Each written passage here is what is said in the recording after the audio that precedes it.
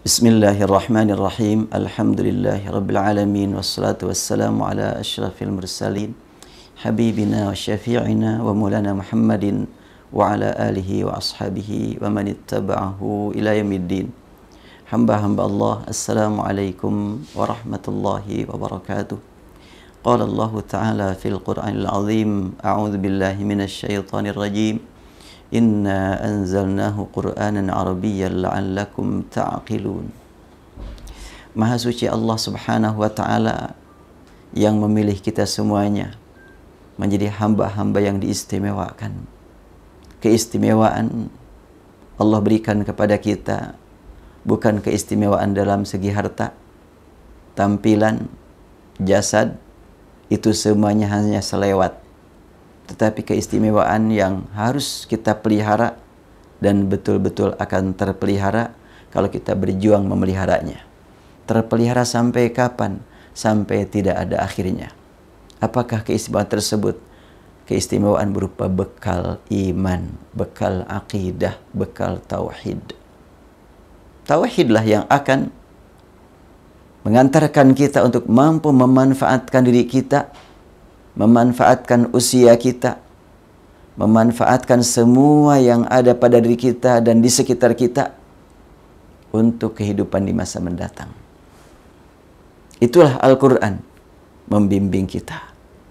Jadi konsep manusia dalam Al-Quran sebetulnya memang Al-Quran untuk manusia. Ar-Rahman 'allamal Qur'an khalaqal insan 'allamahul bayan. Kok kenapa setelah disebut Allamal Quran langsung khalaqal insan? Karena Al-Quran sasaran utamanya adalah manusia. Oleh karena itu maka dengan hidup bersama Al-Quran kita akan mampu memanfaatkan kemanusiaan kita untuk meraih kedudukan yang sangat tinggi, tidak terjangkau oleh akal pikiran manusia. Sangat tinggi di atas jangkauan akal kita. Saya teringat ungkapan seorang ulama besar, mujahid, penulis buku Fi Zilalil Quran. Dia mengatakan, aku hidup di bawah naungan Al-Quran, merasakan betul sebagai manusia di atas perasaan sebelum aku hidup di bawah naungan Al-Quran. Manusia itu betul-betul tinggi kedudukannya. Sangat terhormat. Allah Subhanahu wa Ta'ala menegaskan dalam surat Al-Isra, "Walaqad karramna bani Adam wa hamalnahum fil barri wal bahri warzaqnahum minat thayyibat wa faddalnahum ala katsirin mimman khalaqna tafdila."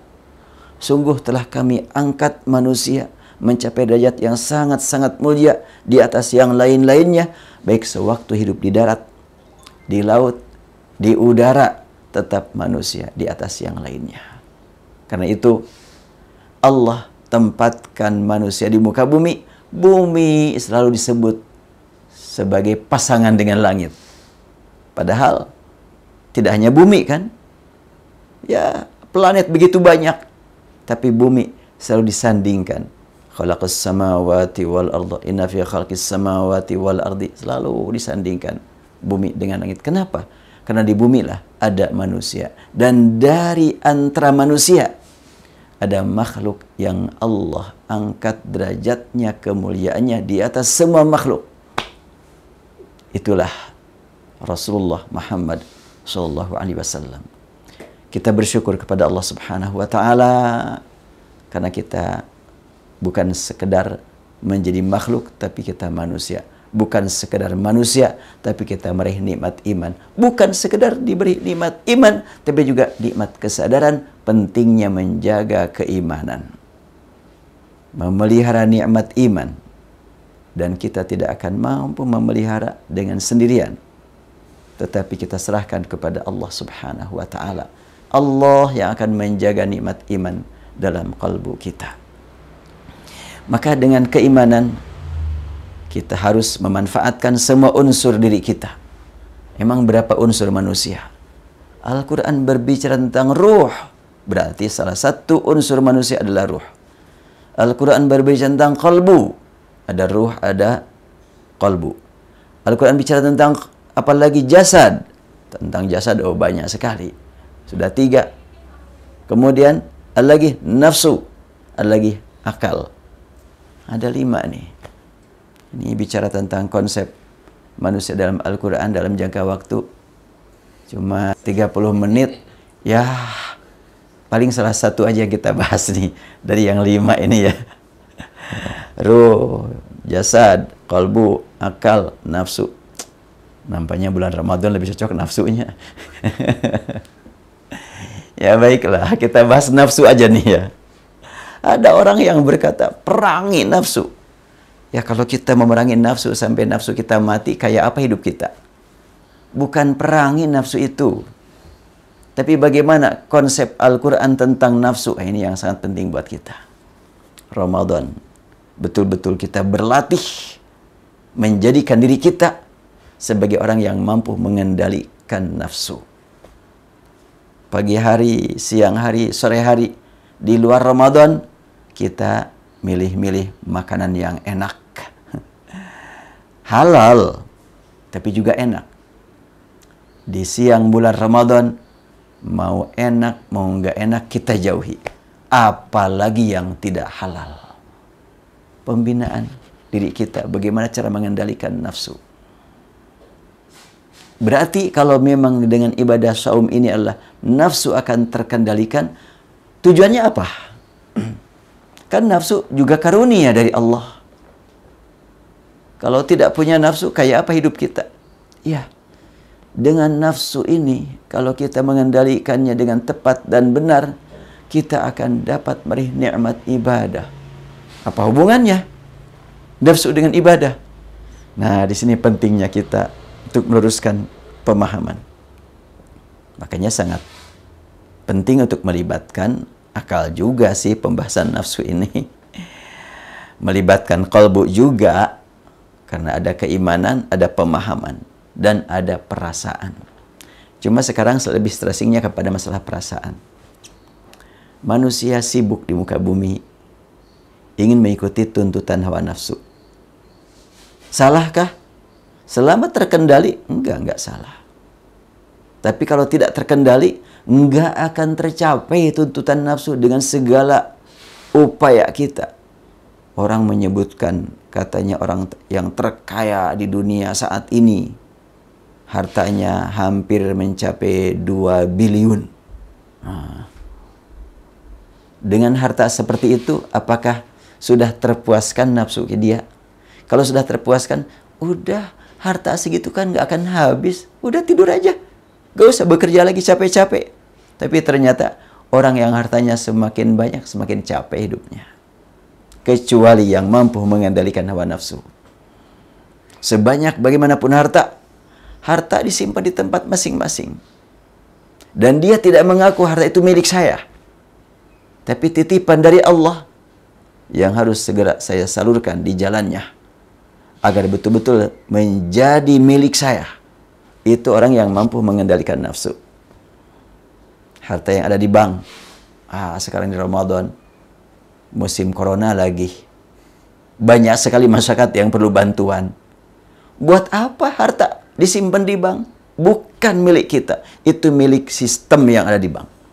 Kalau kita ambil, kita salurkan di jalan Allah, nah baru akan menjadi milik kita. Subhanallah, kendalikan nafsu kita. Ya buat apa seperti itu? Bukankah kita ingin menjadi pemilik harta? Ya buat apa kalau sudah kita miliki? Untuk mendapatkan kebahagiaan. Ya kan kalau tidak ada harta, kebahagiaan bagaimana? Kebahagiaan di dunia, bayangan semata, mimpi. Yang sebentar lagi juga akan terputus, akan berakhir. Makanya dulu para sahabat yang belajar di madrasah Rasulullah SAW, mereka selalu berlomba untuk memanfaatkan waktunya, pikirannya, jasadnya, terutama hartanya, memanfaatkan semua itu untuk kepentingan umat, untuk kepentingan dakwah. Ketika tidak punya harta, mau berjuang berlinang air mata. Itu yang dialami pada waktu perang Tabuk. Banyak sahabat yang menangis. Aku ingin ikut berperang. Punya apa kamu? Gak punya apa-apa ya Rasulullah. Pedang? Gak punya. Kuda? Unta? Gak punya. Udah di sini aja. Berlinang air mata mereka. Kenapa? Mereka karena sudah mampu mengendalikan hawa nafsu. Apapun yang ada pada diri kita hanya titipan dari Allah. Dan apabila kita mengejar tuntutan hawa nafsu yang pasti akan terkejar, tidak akan merasa berat untuk mengeluarkan harta demi infak di jalan Allah. Sebab kita ingin mendapatkan kenikmatan yang pasti. Kenikmatan dunia tidak pasti. Kenikmatan akhirat yang pasti. Nanti tuntutan hawa nafsu di akhiratlah yang akan terpenuhi semuanya. Dengan syarat sekarang kita kendalikan nafsu kita. Terus nikmatnya sekarang dengan nafsu seperti itu bagaimana? Oh, lebih-lebih lagi nih dinikmati. Bulan Ramadan. Kenapa kok banyak yang sampai berkata, lah saya bulan Ramadan ini nggak bisa taraweh. Apa maksudnya itu? Ingin mendapatkan tuntutan hawa nafsu nanti di akhirat. Kalau nggak taraweh bagaimana ini? Padahal taraweh tidak mesti di masjid. Justru asalnya taraweh itu tidak di masjid. Kan Rasulullah SAW sholat. Beliau ittakhadha hujratan. Beliau menyediakan satu ruangan. Kemudian beliau sholat di ruangan tersebut. Di belakang banyak sahabat yang ikut. Maka Rasulullah langsung melirik kepada mereka. Faja'ala yaq'ud. Beliau duduk, tidak lanjutkan sholat. Lalu beliau keluar. Lalu Rasul bersabda, aku sudah melihat apa yang kalian perbuat. Sekarang kalian pulang. Shallu fi buyutikum. Salatlah kamu di rumah kamu masing-masing.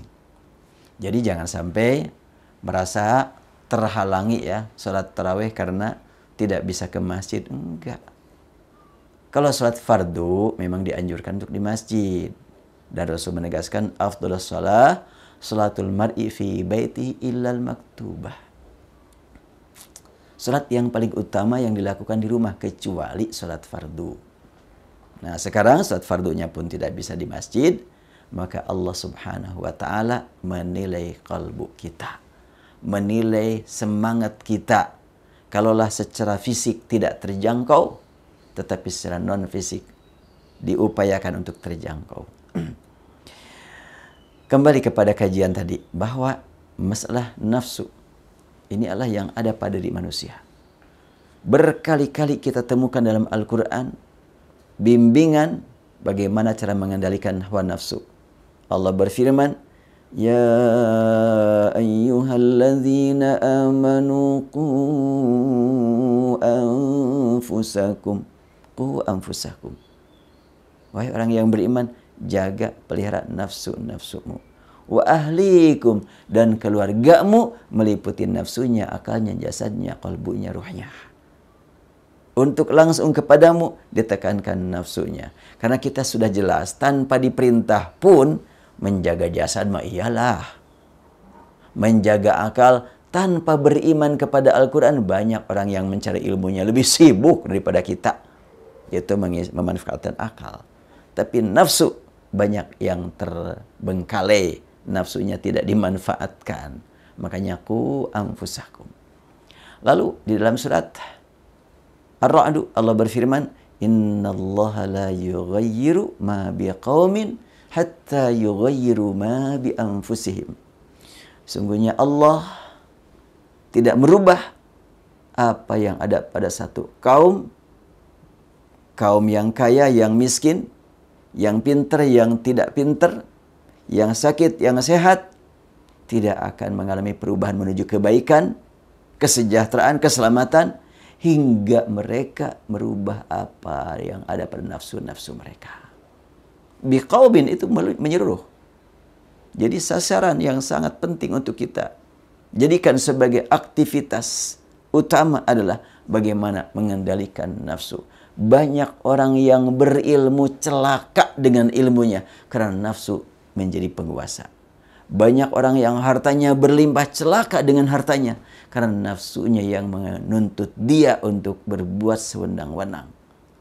Karena itu kita diperintah oleh Allah menjaga nafsu. Dan apabila nafsu terbina, terlatih, kita akan merasakan nikmat ibadah. Nikmat ibadah. Kan ibadah itu taat kepada Allah. Semua manusia pasti dituntut untuk taat. Kalau taat kepada orang yang galak, kita nggak menikmati itu taatnya. Tapi kalau taat kepada Allah, sumber rahmat, sumber kesayangan, sumber kecintaan, nikmat. Dan kenikmatan itu kan berhubungan dengan nafsu. Dan nanti kalau sudah kita nikmati hidup dengan taat kepada Allah, Allah sediakan nanti di akhirat yang di luar jangkauan kita.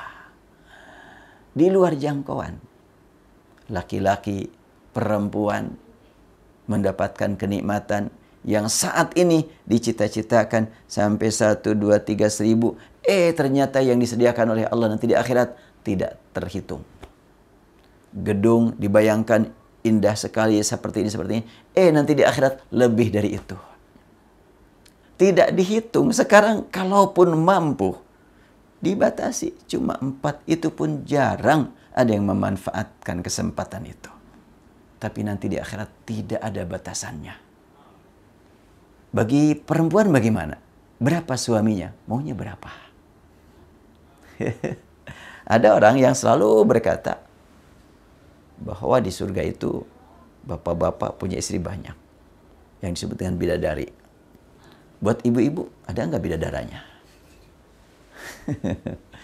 Ini nafsu berbicara ya. Itu terjemahan bidadari itu karena disesuaikan dengan pemahaman terhadap kehidupan dunia. Padahal akhirat jangan diukur dengan dunia. Al-Quran tidak menyebutkan bahwa nanti pasangan hidup yang banyak itu hanya khusus untuk laki-laki. Enggak disebutkan begitu. Nah, ini juga perlu jadi bahan bahasan lebih dalam lagi nih. Al-Quran menyebutkan, walahum fiha azwajum mutahharah. Lahum. Siapakah hum? Alladzina amanu. Siapakah alladzina amanu? Rijalan wa nisaan. Wa basyiril ladzina amanu wa amilus salihati anna lahum jannatin tajri min tahtihal anhar. Kullama ruziqu minha min thamaratir rizqan qalu hadha alladzi ruziqna min qabl wa utu bihi mutasyabiha. Kasih kabar gembira orang yang beriman, laki-laki ataupun perempuan. Yang beramal soleh, laki-laki dan perempuan. Kabar gembiranya apa? Dengan jannatin tajri. Surga yang di bawahnya ada sungai-sungai berjalan. Oh, sungai lagi berjalan. Nggak kejangkau akal itu semuanya. Tajri min tahtil anharu. Bukan tajril miyahu fil anhari min tahtiha. Bukan air mengalir di sungai yang ada di bawah surga. Enggak begitu. Tajri min tahtil anharu. Ini di luar jangkauan akal kita, nafsu kita. Sungai berjalan cepat melayani para penghuni surga. Dan buah-buahan sangat banyak. Dan bagi mereka, siapa mereka? Bapak-bapak, ibu-ibu. Azwajun mutahharah. Aduh, ingin segera ke sana?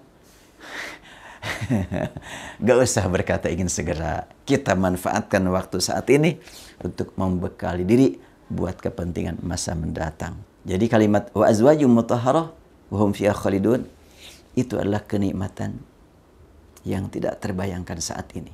Berarti tuntutan nafsu semuanya itu. Gak pernah berpikir atau bapak-bapak kalau bukan karena nafsu ingin punya istri, apalagi ingin punya istri lebih dari satu, gak pernah itu. Otak mah gak mikir sana. Kalbu gak mikir sana. Nafsu yang mikir, yang tertarik ke sana itu. Nafsu semuanya itu. Ingin harta yang berlimpah. Atau ibu-ibu. Ini saya masih ingat dulu di Masjid Istiqomah ya nih. Waktu ceramah. Ini zaman dulu lah, tahun 90-an. Khusus ibu-ibu yang hadir tuh tua-tua.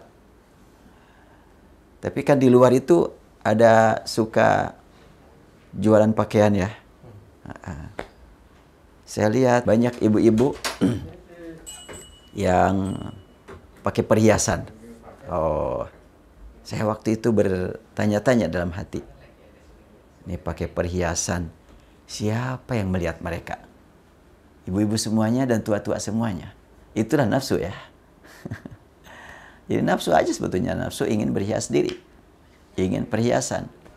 Sebetulnya bukan untuk dilihat oleh laki-laki, karena nggak ada laki-lakinya juga, kecuali saya. Dan sudah tua-tua lagi, saya waktu itu masih muda. Tentu mereka adalah memang tuntutan nafsunya begitu. Ingin perhiasan. Makanya Al-Quran juga berbicara tentang perhiasan buat kaum wanita nanti di akhirat. Itu perhiasan. Nah buat bapak-bapak, kan enggak berpikir ingin punya emas banyak. Enggak bapak-bapak mah. Biasa-biasa aja lah. Tapi perhiasan itulah buat ibu-ibu. Dan Al-Quran berbicara perhiasan banyak sekali.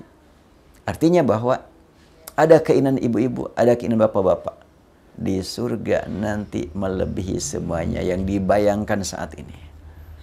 Melebihi semua yang dihayalkan saat ini. Secara umum, kalau bapak-bapak cita-cita ingin punya, ya istri gak usah muluk-muluk lah. Yang penting mas solehah, gak apa-apa cantik juga. Kalau muda, itu nomor 1 kan gitu. Nah itulah bapak-bapak kan gitu. Ibu-ibu kan lain lagi. Nah nanti di akhirat itu semuanya sedikit. Sedikit sekali. Kecantikan secantik-cantiknya sekarang di dunia. Ujung-ujungnya gimana itu? Sebentarlah kecantikan itu. Yang terbawa adalah kesolehan. Bapak-bapak ganteng, kaya, mapan, itu juga cuma sebentar. Ya saya pun sekarang ini sudah mulai disadarkan terus oleh Allah.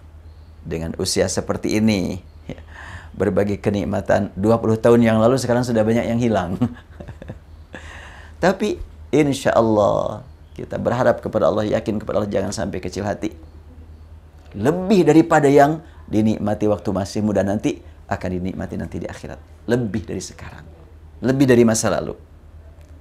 Makanya kalau sekiranya memang nafsu sudah terkendalikan, apapun yang dicita-citakan sekarang di dunia, tuntutan nafsu, sekarang nggak mungkin bisa memuaskan, nantilah di akhirat. Maka karena itu, apa yang sekarang didapat, gunakan untuk nanti di akhirat. Berarti sangat-sangat penting. Nah, dengan Ramadan ini, kita diberi oleh Allah kesempatan untuk melakukan pelatihan.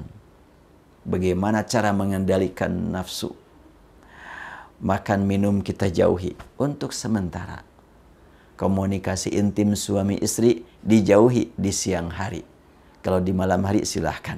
Wahilla lakum lailatas syam ar-rafath. Dan selanjutnya.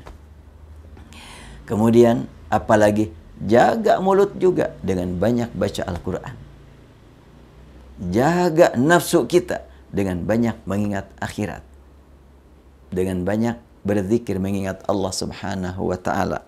Maka akan semakin bermakna, semakin berkualitas hidup kita. Jadi nafsu itu adalah merupakan amanat dari Allah dan bekal dari Allah agar kita dapat melaksanakan tugas dan kewajiban di dunia, sekaligus kita juga diberi oleh Allah Subhanahu wa ta'ala jalan untuk membaca kehidupan abadi.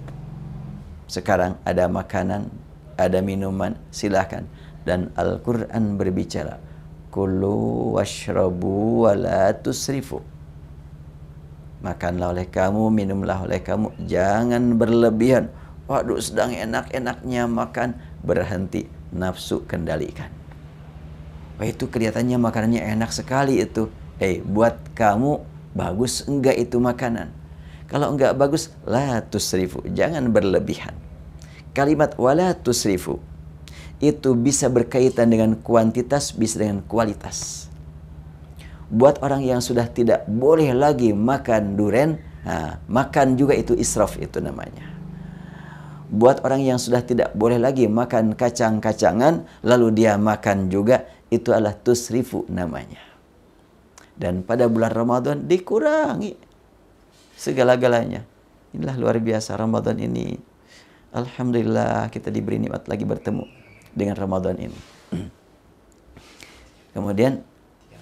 Kemudian Allah Subhanahu wa taala memberikan juga kepada kita nikmat bertemu. Kita jadikan pertemuan, kalau di luar musim corona, pertemuan terbuka. Tapi kurang akrab dengan keluarga. Yakin ah. Saya tuh Ustaz dulu pernah ya mengalami, pas waktu itu khutbah di Masjid Istiqomah, khutbah Idul Fitri, yang tempatnya di lapangan Persib. Itu sebelum khutbah itu 3 hari sebelum hari raya saya sakit tipes. Kenapa? Memang tidak mampu membaca diri ya. Capek. Terkadang 3 hari 3 malam nggak ketemu keluarga. Padahal tidur di rumah. Jadi pulang tarawih malam. Nah kemudian jam 2 ada yang ngejemput untuk memimpin Qiyamul Lail. Wah, pergi. Pulang Qiyamul Lail langsung menuju radio, siaran subuh. Pulang dari radio ada yang jemput lagi. Keliling. Nah, pulang ke rumah kira-kira jam 11. Keluarga sudah pada tidur. Sebelum mereka pada bangun, sudah ada yang jemput lagi. Itu tahun berapanya? Soalnya sebelum tahun 2000. Tahun 90 sekian lah. Kecapean. Akhirnya jatuh sakit. Pas khutbah Idul Fitri di Istiqomah. Wah, betul-betul. Untung waktu itu sudah saya ngasih konsep ke Ustadz Dede. Dibukukan. Sehingga waktu khutbah baca. Wah, kalau nggak baca nggak tahu tuh. Udah panas dingin. Pulang dari khutbah Idul Fitri ke rumah, langsung masuk rumah sakit dirawat. Ya, Allah Subhanahu wa taala membatasi kita dalam memanfaatkan kehidupan ini, dan yang tak terbatas nanti di akhirat. Enggak terbatas. Baik hamba-hamba Allah, kita akhiri. Manfaatkan waktu 1 atau 2 menit untuk sama-sama menghadap kepada Allah dengan penuh keyakinan. Allah mendengar. Allah melihat di mana kini kita berada. Allah Maha tahu berapa lama lagi kita akan mampu memanfaatkan usia ini. Hanya kepadanya kita berharap. Semoga Allah berikan kepada kita hidayah taufik agar kita mampu memanfaatkan sisa umur hidup kita dengan tepat, dengan benar. Allahumma salli wa sallim ala habibina wa syafi'ina maulana Muhammad. Sallim radhiyallahu tabaraka wa ta'ala an kulli sahabati Rasulillah ajma'in. Allahumma ya Rabbana lakal hamdu kama yanbaghi li jalali wajhika wa 'azimi sultanika. Ya Allah, ya Tuhan kami, hanya Engkau yang Maha tahu kapan, di mana kami akan kedatangan ajal. Dimanapun, kapanpun ajal menjemput kami. Kami mohon ya Allah, jangan Engkau biarkan kami menghembuskan nafas terakhir kecuali dengan meraih nikmat husnul khatimah. Bimbinglah kami menjelang ajal menjemput kami. Bimbinglah kami untuk mengatakan kalimat La ilaha illallah Muhammadur Rasulullah. Dan ketika kami menghembuskan nafas terakhir, kami mohon Engkau memanggil kami dengan panggilan yang Engkau abadikan dalam Al-Quran. Ya ayyatuhan nafsul mutmainnah, irji'i ila rabbika radiyatan mardiyah, fadkhuli fi ibadi wadkhuli jannati. Allahumma rabbana taqabbal minna innaka antas samiul alim. Allahumma afu anna innaka antal ghafurur rahim. Allahumma arhamna fa innaka khairur rahimin. Birahmatika ya arhamar rahimin. Walhamdulillahi rabbil alamin. Demikianlah hamba-hamba Allah yang dapat saya sampaikan. Semoga bermakna bagi kita semuanya, dan semoga Allah pertemukan kita nanti di akhirat dalam surganya. Kurang lebih mohon dimaafkan. Wabillahi taufiq wal hidayah. Assalamualaikum warahmatullahi wabarakatuh.